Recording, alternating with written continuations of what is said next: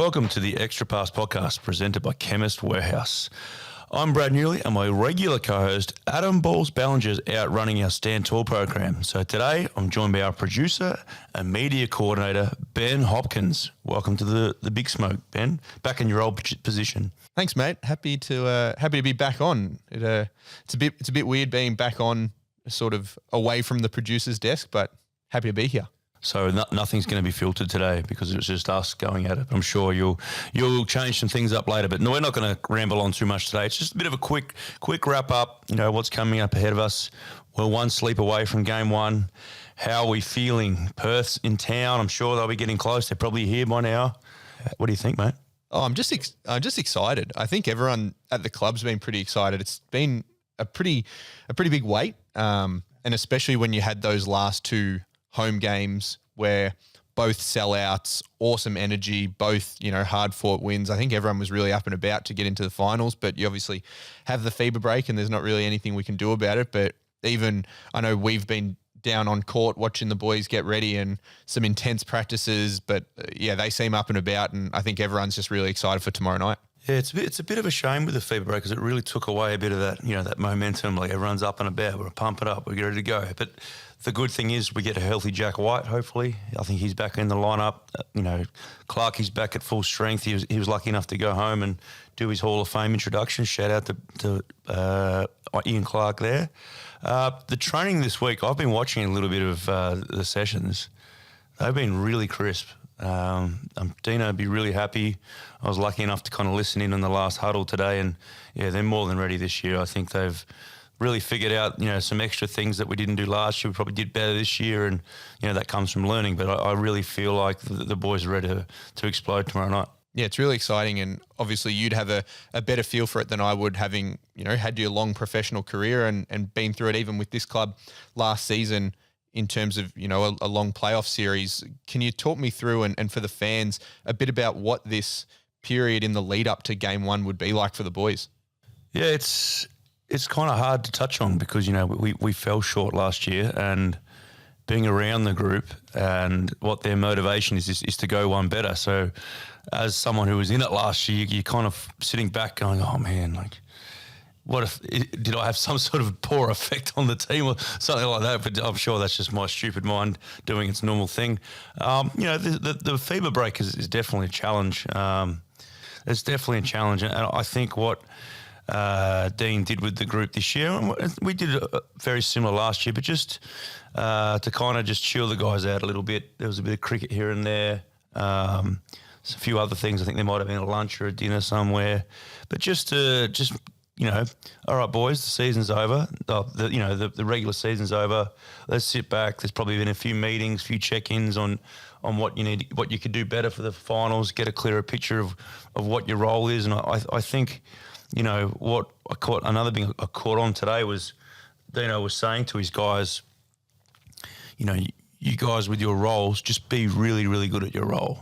Like whether it be Shea, Plan D, IC, score, any of those little things, just do it to the best of your ability. And I think the beauty of our team is we've got no selfish guys. I think we lead the league in assists, I'm pretty sure, as a team, all those kind of things. So just giving a little extra motivation, do your job better, I think is what was needed. And, the last couple of weeks, the guys have gone through that. They would have seen the tape. Yeah, they're definitely prepared. And, in my experience, there's probably no wrong or right way about it. I've been through where you have an internal scrimmage, we bring in the referees. I think the way they did it this year was great. Time will tell whether it worked or not. But my career was lucky enough to play a lot of playoff games here and abroad. And the main thing I guess is you just want to have your mind right when the ball goes up in the air. You can do all kinds of prep, or no matter what happens. But once that ball's in the air, you're 100% in the moment.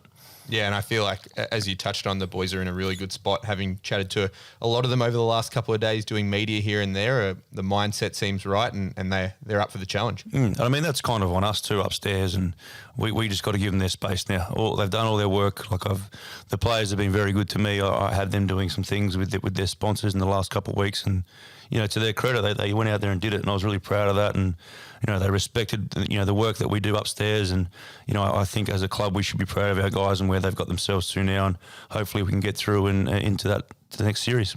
Yeah, and especially you talk about the work upstairs.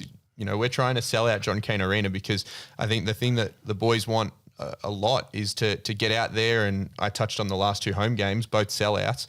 If we can sell out playoff games, it gives us such an advantage just to have that real sixth man there. Yeah, it's just a tough one with the scheduling at times. The first thing Delhi says to me goes, "We're sold out, right?" I'm like, I want to say yeah, but we're getting there. We're getting close. It's a school night, but all you members, all you fans, anyone who likes basketball or sport in Melbourne, get out there. It's going to be a great series with Perth. John Cain Arena, right near the city. You can get home on the train or whatever you need to do, but everyone get out there and watch the boys. Yeah, absolutely. And speaking to Delhi today, he talked a bit about that. And I think we're going to get into a couple of the chats because it was a special episode today. You're not just going to be hearing Brad and I go back and forth. We asked for the questions on social media, and I got out there today after practice, chatted to a lot of the boys with your questions, and we'll go into hear a bit of that now, thanks to our major partner, Chemist Warehouse. Score yourself a great deal at Chemist Warehouse. Find huge savings on all your favorite brands across vitamins, sports, nutrition, fragrances, hair care, plus heaps more. Shop in store, online, or click and collect at chemistwarehouse.com.au. All right, here with Delhi. Delhi, the fans want to know through the mailbag, how does the atmosphere of the NBL playoff games you've played in compare to what you experienced in the NBA? Yeah, I mean, two unique atmospheres. Obviously, a little bit smaller stadiums here, but sometimes that makes the fans feel closer and more on top of you, and it really keeps the noise in. And some of the atmospheres last year were unreal, so can't wait to get back out there again Thursday night and in front of the home fans. It's going to be a fun one. Yeah, how much does that fuel you, I guess, when there are big plays on both ends and you just hear, especially at John Cain Arena, you just hear that crowd just roar? And I feel like a lot of players might talk about trying to tune that out, but for you in front of a home crowd, does that have an impact?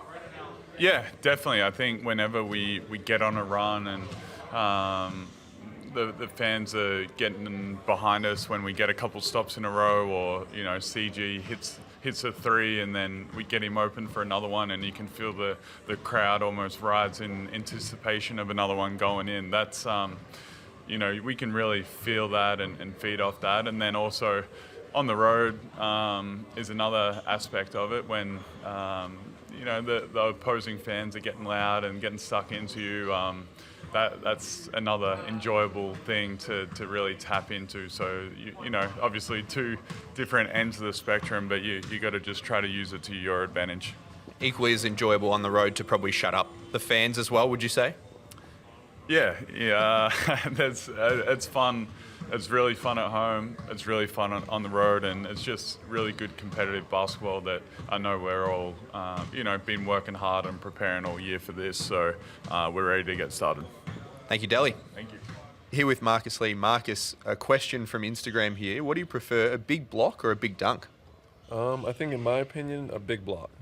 Do you want to talk about why? You are leading the league in blocks this year, but you're up there in dunks as well. I think it just brings more energy to the team, Scoring is easy for our team for the most part, but getting those blocks and just going the other way brings that excitement and juice to our team and to the fans.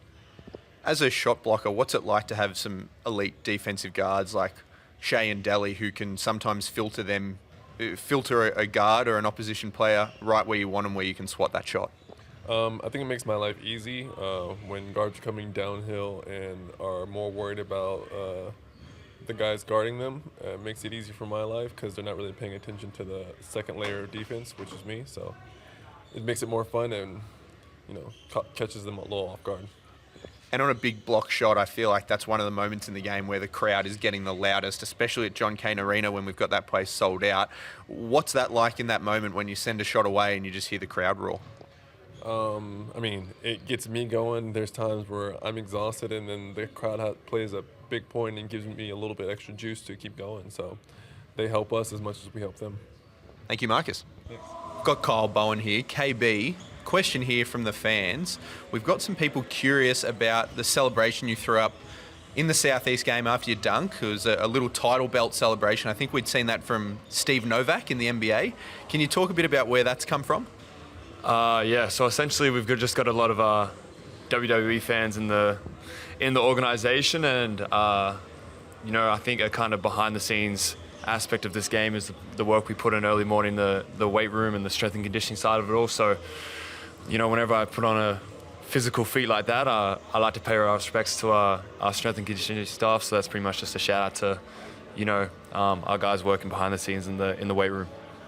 So you got a few WWE fans. Can you walk me through favorite wrestlers, favorite moves? Maybe if you were a wrestler, what would be your go-to finisher? I know this is something that the fans would probably want to know. Yeah, no, hot topic. My favorite wrestler growing up were either the Hardy brothers, which were insane, jumping off ladders athletically. They were always entertaining to watch, or Rey Mysterio was my guy as well, the 619, arguably the best finisher. But yeah, a lot of fond memories for not only me, but like I say, the whole team. With WWE, and we just like to use that as a little bit of extra juice in the weight room. Are you hoping for game one, for every game of these finals, you get a bit of that WWE energy from the crowd, some big pops on some big plays? Yeah, like I say, whenever I perform one of those physical feats, which are very rare, I like to think that I would give the crowd more juice rather than they would give me juice. So yeah, it's just like I say, a testament to the hard work in the weight room. I'm not a very naturally athletic guy, so it's all earned, not given. So yeah, any moment I can get. Gritty, not pretty. We love it. Thanks, KB. Tanner, some questions here from the fans. This one from Instagram. What have the last 2 weeks been like for you off the court as you prepare for game one? Have you sort of been trying to just get away from basketball a little bit when you're not inside Hoop City preparing? A little bit, yeah. I like to just relax. Been gaming a little bit, watching some movies and some new shows. Just trying to relax because I know how hectic it's about to be. Just trying to take it easy. Can you take me through the game's rotation at the moment? Back on GTA. Had a little craving and waiting for GTA 6, a bit of Call of Duty. Those are kind of my two at the moment. And shows, movies, I know last year on the podcast, your Darkest Hour was your go-to. Yep. Started watching Prison Break again. My partner's never seen it, so wanted to show her that. White Lotus just came out, so a new series, so started watching that. Started watching Zero Day on Netflix, which was really good. Court of Gold, the basketball Olympics one was really good. What else have I watched? Arrival. I watched Arrival again, which is a great movie, so yeah, that's pretty much it. Thanks, Tanner. All the best. Thank you. Jackson, mailbag questions here from the fans. This one from Instagram. Talk us through what the last 2 weeks have been like as you've been trying to recover from the back injury and get fully fit for a huge series. Yeah, we're just fortunate enough to be able to take my time with it. Obviously, it's a bit of a weird period with the fever break and whatnot heading into finals and, having 2.5 weeks between games, and for me, kind of 3.5 weeks. But it's been good, days where we're getting after it, really getting after each other and sort of simulating a match environment, and then lighter days, like a lot of it's mental, a lot of it's just having good energy in the gym and holding each other to high account. But I think we've had a good 2-3 weeks as a collective, as a group, and just raring for Thursday. And obviously, I know you were probably a bit flat to not be able to play those games in Traralgon for the Boomers, but what was it like to get back home and see some family and just watch those Boomers games in your hometown?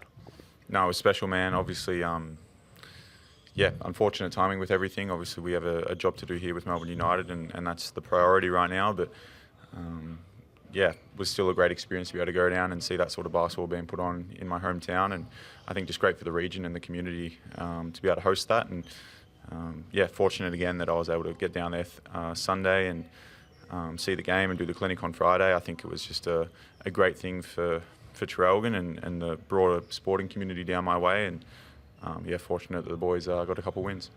Thanks, Jack. Thanks, Ben. Here with Rob Lowe. Rob, a question here from the fans on Instagram. You weren't able to play with us in the finals last season, but here, going going into game one. What's the feelings like, especially, given the fact you're now able to hopefully contribute to a successful playoff series? Yeah, obviously, last year I was watching all the games and cheering on all the boys, but yeah, it's pretty special to get back to the finals the second year in a row, and with this group we've got such a special group that love being part of each other and working together for a common goal. So yeah, we're really just excited to go and itching at the bit, so to speak, and yeah, looking forward to tomorrow night. What do you like as a spectator? I know last season, every game throughout the entire finals run was a bit of a roller coaster. What were you like watching at home? Was there a few nervous moments? Yeah, I'm not a great spectator of basketball. I've watched too many games now in my career that I pick it apart a little bit. But yeah, there's a lot of high stakes games and a lot of energy and passion on the court. And any time there's a finals experience in this league, it's always something special, and everyone's hungry to get the win. Thank you, Rob. Here with IC Ian, it's obviously been a busy 2 weeks for everyone, but for you, especially jet setting back and getting a very special moment in your career, getting to have your jersey retired at Belmont University. Talk to us a bit about what that was like and what it's been like still putting in the work, going over there and then coming back and getting straight back into it. It was good to go home and see my family, see all of my former teammates and coaches and just the Belmont family as a whole. It was great being able to have something like that. I told them at the beginning of my speech that I was just grateful. It's not something that you go in to college thinking is going to happen for you. You just want to go in and be the best version of yourself, be the best player you can for all 4 years. And for me, it just worked out to where, I was blessed to be on great teams. We won our conference every year. We went to the NCAA tournament 3 out of the 4 years, and I was able to be myself. And I thanked, all my coaches and my teammates and my family for everybody that sacrificed, but also just helped me, be the best version of myself every day at practice and at games. And it was a good time. And like you said, being able to make sure I still got my work over there, because I knew that it was a big, a quick turnaround coming back and getting ready for the playoffs. And I know we in a fight right now. So I also, thanked Melbourne United for everybody being so supportive of me going back with this small period of time that we had. All the guys, sent their congratulations and texts and everything like that, and they put a video out as well. So I was really thankful for that. And that question came from Instagram. We also got a few other messages when we called out, a few of them from Mama Clark. They weren't really questions. They were just saying, make sure you get these next 2 wins and get through to the championship series. What's it like to have that support wherever you're playing in the world from her? It's just been doing that my whole life, whether it's been AAU ball, summer ball, when I was in church league, when I was a kid, till now being a pro. She's always been there. She's been my rock. And she's very, very feisty too. So I know she'll be at home screaming at the TV if we're not playing any defense or if I'm not doing what I'm supposed to do. But this is always love from my mom. Thanks, IC. Thank you.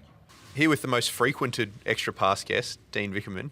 Dean, can you talk a bit about how much the crowd influences the team and yourself when you're playing at John Cain Arena and the stands are full?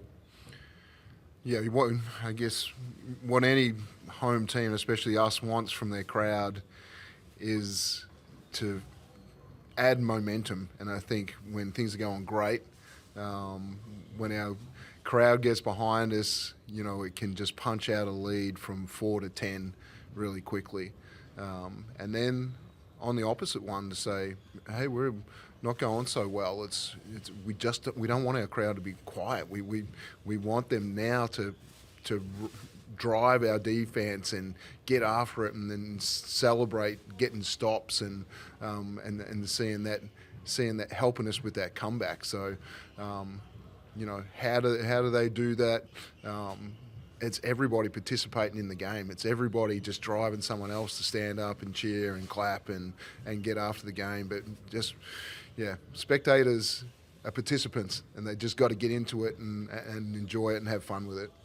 Something that I've noticed that, I really love is some of the biggest moments and loudest moments from the crowd are not necessarily threes or dunks, but they're guys diving on loose balls and trying to save possessions and getting on the offensive glass. What's that like as a coach, especially when you're preaching to these guys the share values of doing all those little things to contribute to a win? It is, as you said, it's a celebration of the little things that are so important in the game, and hard, relentless. A couple of our values that that we cherish deeply, and to see Shaylee dive on the floor and get a loose ball, to see Jack White fly from the 3-point line to go get an extra possession on an O board, they're the things that true fans really see and celebrate hard. Thank you, Deno. And we're back. Now, Ben, give me some of your final thoughts ahead of tomorrow night.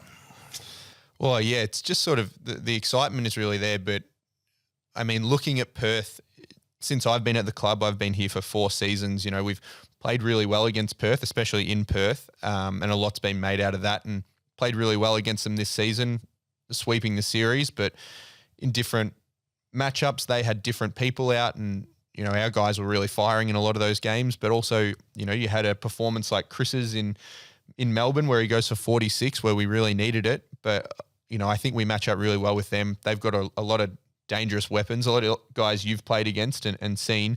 So I'd be interested to sort of hear your breakdown on some of the matchups and see how you think we fare. But well, the obvious one, it's the Bryce Cotton effect, right? He's averaging 30-something points, historical season, all that, MVP. So clearly he's the main guy. You cut him out. But it's the other wild cards, It's your Windlers, it's your Keanu Pinders, Doolittles. These are real great players in their own right. We need to be very careful that we don't let them have a field day, So we overemphasise the Bryce Cotton coverage. A guy turns his head, next thing you know, Windler's on the rim, backdoor layup, Pinder over the top for offensive rebound.